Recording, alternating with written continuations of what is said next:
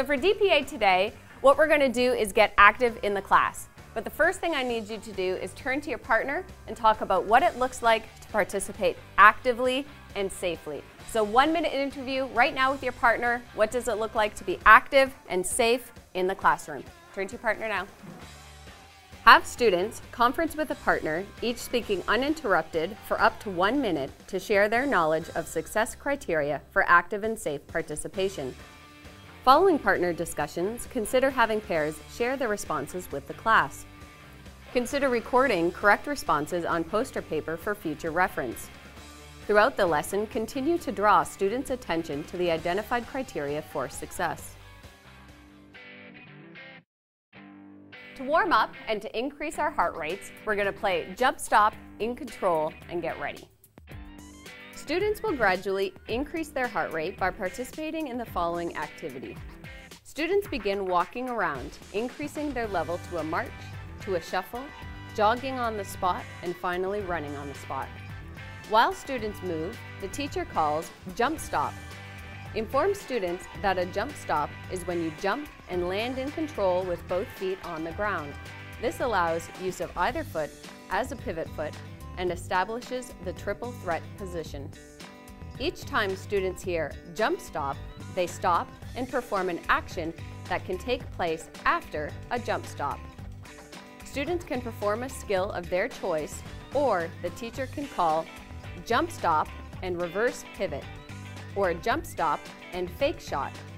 After 2 jump stops, change the method of locomotion, increasing the tempo. Prior to the activity, inspect the activity area for safe traction and eliminate potential hazardous conditions. Remind students to be cautious when moving and to be aware of personal space of others. If using the classroom, consider moving furniture to the perimeter of the room and outline the activity area using masking tape, keeping a safe distance between the furniture and the boundary line. Working in your groups will now get active with speed and control mission. Remember, you can do it in any order, but must complete it together in your groups. Throughout the activity, be sure to refer students to success criteria for safe and active participation. Divide students into groups of 4 to 6 and give each group the speed and control mission sheet. Groups must stay together and perform each mission task as a group as quickly as possible. Each group member must perform each mission task to the best of their ability. Inform the groups that they may work on the mission tasks in any order they choose. Check that each activity is spread out to minimize interference from other activities.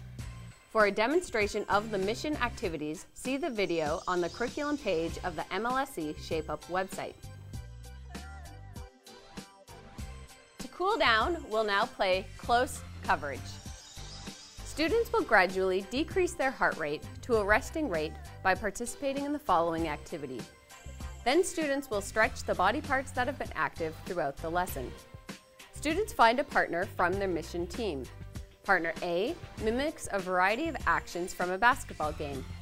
Partner B pretends to cover Partner A using a defensive stance and footwork. After 20 seconds, the teacher calls Defender's Ball, and the partners switch roles. Partners move quickly at first and gradually slow to a jog, to a shuffle, and finally a walk. The speed changes after each partner plays both roles at each speed. After students complete the action while walking, the teacher calls out "Great game," and partners high-five each other and alternate leading each other in a series of stretches, holding the stretches for 15 seconds.